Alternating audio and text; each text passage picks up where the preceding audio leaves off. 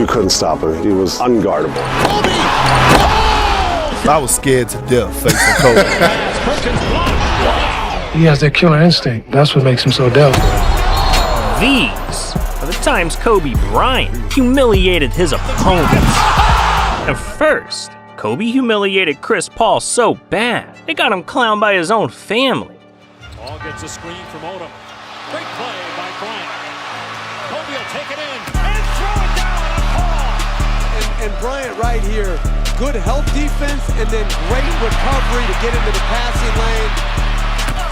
God damn, he just sunned CP3. And CP3's son agreed. Cause right after the game, Chris Paul tweeted, sitting here watching the game, and little Chris says, "Daddy, let me see what Kobe dunked on you." Hashtag he got me. Damn. Now look, Chris's son might be laughing, but Pau Gasol wasn't, cause Kobe humiliated him in front of the entire world. See, in the 2008 Olympics, Kobe had one goal in mind, win the gold medal at any cost. And going into a matchup against Team Spain, he wanted to send that message to everyone, especially his best friend, Pau Gasol, who was starting for the Spanish squad. And on any normal day, these two would be laughing, chopping it up, being best friends. But on this day, Pau Gasol was Kobe's worst enemy. And just a minute into the game, Kobe went for blood. Kobe said he gonna set the tone to start the game. And he said, I'm running through Pau's chest. First play of the game, I'm running through Paul Gasol. We was like, what? Man, you tripping. Man, that's your teammate, you tripping. You ain't about to do that. Whoa! We was like, holy Hello! He just went right to the middle of my chest, trying to get right through me to send a message. Yeah, Kobe set the mood from the jump, and it worked. Cause Team USA went on to dominate, winning Kobe his first golden medal. Man, Kobe was straight up scary. And no one was more scared than his next opponent. Cause Kobe once humiliated someone so badly, it destroyed the man's life. This is Smush Parker, who in 2005 signed with the LA Lakers and became teammates with Kobe. And for most people, playing with the Black Mamba would be a dream come true, but not Smush, cause in 2008, after being cut by the Lakers, he tried throwing dirt on Kobe's name. Playing with the Lakers was an overrated experience. Wow. Bill Jackson was great. I don't care what the media said. They said I had a problem with Phil Jackson. The problem was he never was Phil Jackson. It was with your boy 24th, Wow. formerly known as KB. Wow. Bryant. And the problem with that team starts with him and ends with him. Yikes. Yeah, this guy hated playing with Kobe, and he was making the beef public. But Kobe, he didn't give Smush a smidge of attention, cause he ignored his comments for 4 years straight, until eventually, in 2012, a reporter happened to ask Kobe about Smush, and he finally unleashed, saying, "I almost won an MVP with Smush Parker on my team. That guy was the worst. He shouldn't have even been in the NBA, but we were too cheap to pay for a point guard, so let him walk on the team." Damn. The Mamba spit venom, and it burned Smush, to the point where he started trying to expose Kobe every chance he got. He told me one day in practice, I tried to talk to him outside of, basketball about football. And he looked at me in practice and was dead serious and said, "You can't talk to me. You need more accolades under your belt before you come talk to me." What I personally don't like about him is, the man that he is, how he, his personality, how he treats people. I don't mess with that man. I don't like that side of Kobe Bryant. But in the end, Smush came to regret everything he said about Kobe, cause by 2017, people thought he was just a clout-chasing demon who started clowning him everywhere. So after months of torment, Smush was left with no choice but to issue a public apology and personally write an apology letter to Kobe himself. Man, he should have just smushed his lips shut. But he's not the only one. Cause one time, a celebrity tried talking trash to Kobe, and it went horribly wrong. See, over the years, Kobe's gone up against some big competition, but in 2010, he came across a small challenge. 5'3" rapper, Lil Bow Wow, who was barking some crazy trash on Twitter, saying Kobe's bum ass is weak, he's average, and that he knew how to stop him one-on-one. Yeah, Lil Bow Wow was being a bad dog. But he didn't pause there, cause in 2011, After being ignored by Kobe, Bow Wow went from bark to bite, pulling up to one of Kobe's youth basketball camps, unannounced, to challenge him one-on-one. And it blew up in his face. One-on-one all jumpers? Let's go. For 1,000. 1,000? $1,000? All jumpers? All jumpers. I feel confident. Ready? Yes, sir. I'm tired as hell. I'm sure you are. My condolences. One. All that smack talk. Man. Two. Three.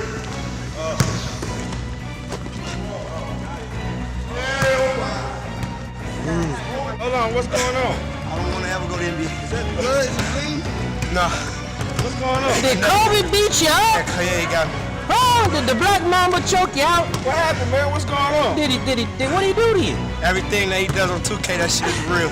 Damn, well, Bow Wow got put down. But at least it only cost him $1,000. Because one man tried calling himself the Kobe Stopper, and it cost him his dignity.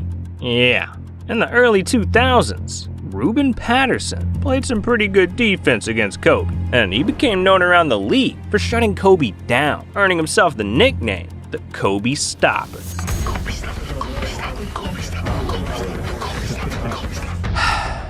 They never learned. And in 2004, Kobe Stopper was finally taught a lesson, because in a game against the Lakers, Ruben got matched up with Kobe when this happened. Bryant out top against Patterson. Kobe cannot get Patterson in the air. A wild three. Hit it. No, I've told you before, this is not the guy you want to let shoot the shot in this building. It seemed to be home for him, and with one left, Kobe Bryant ties the ball game up as only Kobe Bryant can do. Yeah, Kobe shot it right over Ruben's head and sent the game into overtime, where the Black Mamba went for the kill. Payton to inbound. Bryant for three. Yes! At the buzzer, he does it! Was there ever a doubt?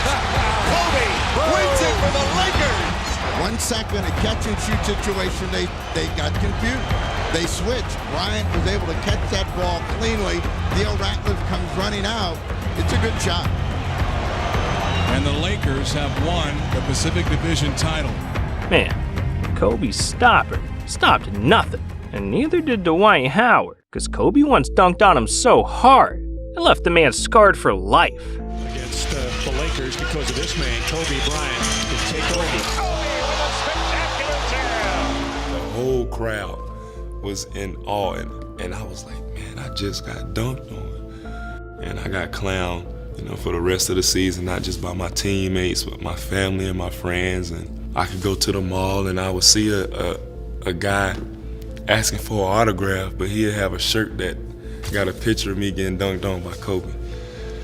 And that's not a good feeling. God damn, this man Kobe can do everything.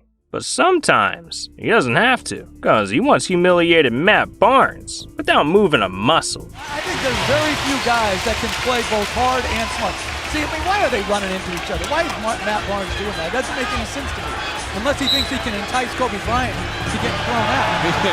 And he fakes the ball. I mean, you're not going to get into the head of Kobe Bryant. So we wanted to bring this up, the ball fake, because from the one angle on the baseline, it looks like Kobe's a cold mother. But from other angles, it was a new angle that just came out like 2 years ago or something. Yeah, it's weird. JJ, I put that right in his face. You know me. It was weird because I did see that angle. Maybe it was 2 or 3 years ago. It looks like it was just off to the side. Then no, that went right in his face. Purely intentional. Man, this dude Kobe's a demon. Seriously. Because one time, Kobe humiliated a child in front of thousands of people. See, in 2011, kids across the country flew to Santa Barbara, California for the experience of a lifetime. The Kobe Bryant Basketball Academy, where they got a chance to learn hoops from the Black Mamba himself. And with an opportunity this special, you'd think every student in the gym would be respectful to Kobe. But no, there was one kid who didn't give a damn, and he called himself the White Mamba. Yeah, and not only was he trash-talking Kobe, but he was also telling everyone that he could beat Kobe Bryant one-on-one. So at the end of the camp, Kobe taught this kid the most humiliating lesson of his life. Boy, you better get them things on, man. Hey, talk trash to me and get away with it. Come on.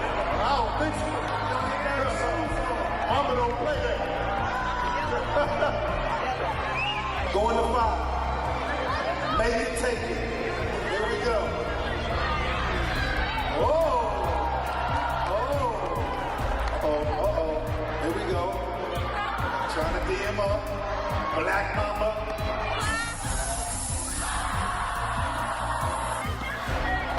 Black Mamba. Sizing them up. Oh, fake. Uh-oh. That's his spot. Oh. Mamba. White Mamba, let's see what we got. Is there been such a thing? White Mamba? Let's see. Oh. He was talking a lot of trash. You better back it up.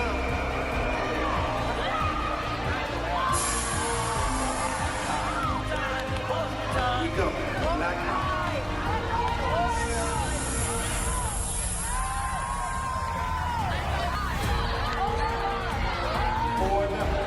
This is the game. Game one.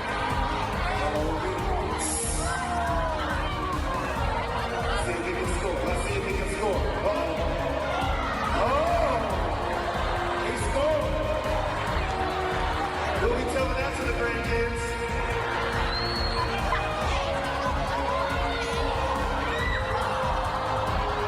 That might be it. Here we go.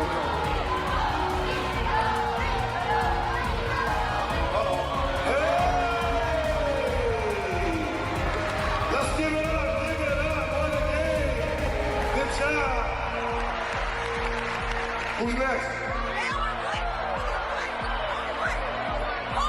Man, that poor kid got bullied. But that's just how ruthless Kobe was. And Amon Shumpert found out the hard way, because Kobe humiliated him on the biggest night of the kid's life. Back in 2012, Amon was at Madison Square Garden for a matchup with the Lakers. And early in the game, he was putting the clamps on Kobe, racking up 2 steals against him. So heading into the second half, Amon felt on top of the world. I guarded Kobe in the garden.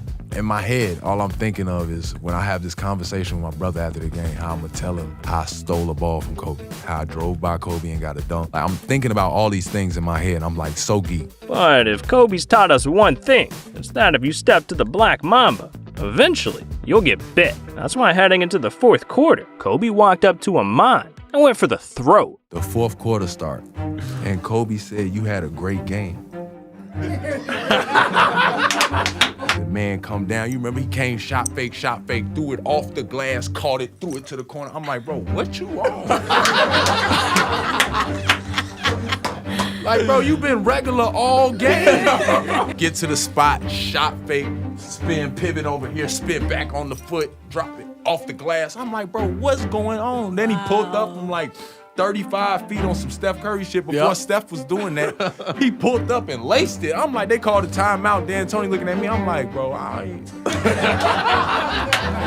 Yeah, Kobe called game before it was over. But for Kyrie Irving, it was over before it started. Cause when he was a rookie, he trash-talked Kobe and got humiliated. See, back in 2012, Kyrie got invited to practice with Team USA before the Olympics. And with him being Rookie of the Year, he was feeling himself. So he walked into the gym, ready to sauce up any man in the building. But when he saw his idol Kobe Bryant standing at the end of the court, Kyrie made a fatal mistake. Cause he decided to approach Kobe and challenge him to a one-on-one game. And while he thought Kobe would accept, he was dead wrong. Instead, Kobe said no, saying that Kyrie wasn't even worth his time.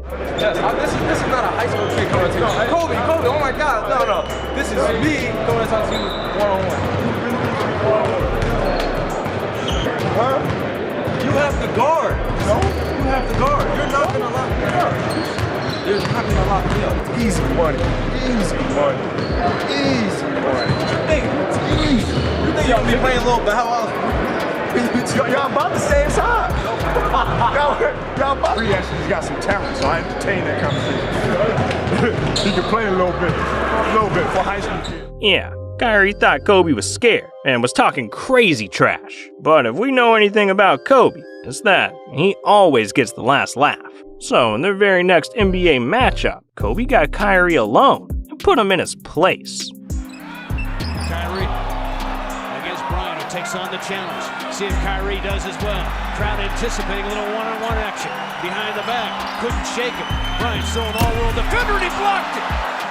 Goddamn, Kobe took Kyrie back to school, but he took Gerald Wallace to the bank. Cause Kobe didn't just humiliate him, he robbed the man for $500,000. See, with 5 seconds left in the game, Kobe was at the free throw line with 2 shots to seal the win, when all of a sudden, he got yelled at by Wallace, who said, "I bet you'll miss this free throw." And while he was just trying to get in Kobe's head, instead, the Mamba got in his wallet, saying this.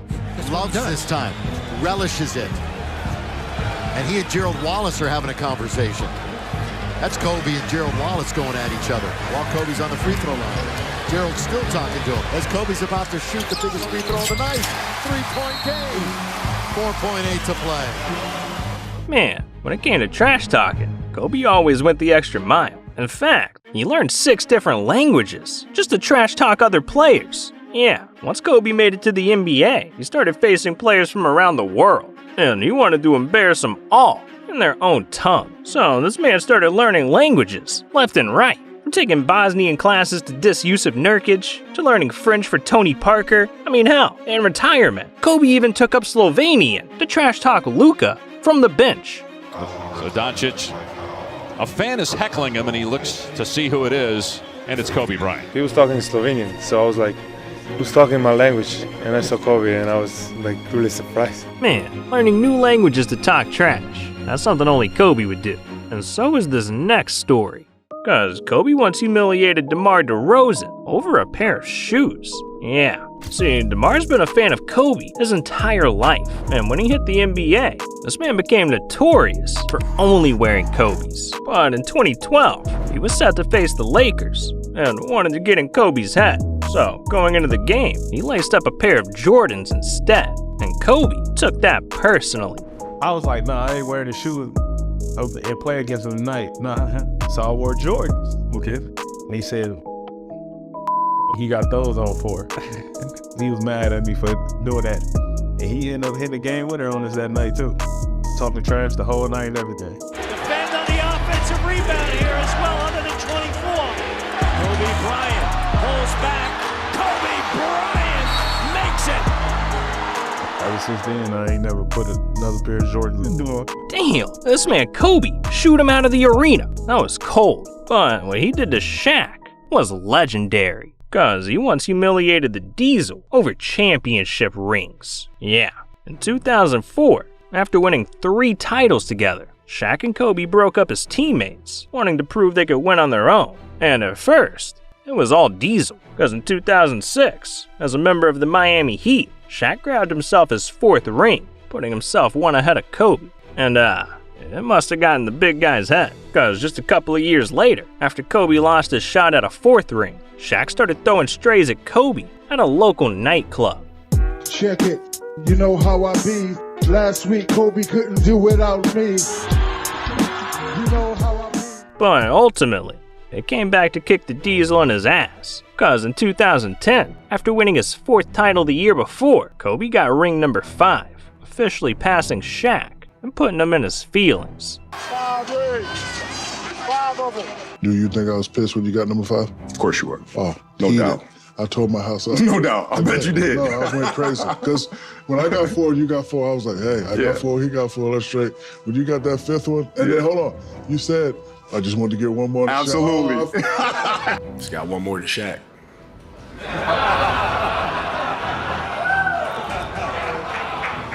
So you can take that to the bank. Absolutely. TVs. Yeah. And I said, you know what? There ain't nothing you can do about it either. Man, I'm glad they were able to laugh about the whole thing in the end. Well, look, after everything Kobe's done, he's still got one final opponent that Kobe humiliated. And he's the most legendary of them all, Michael Jordan.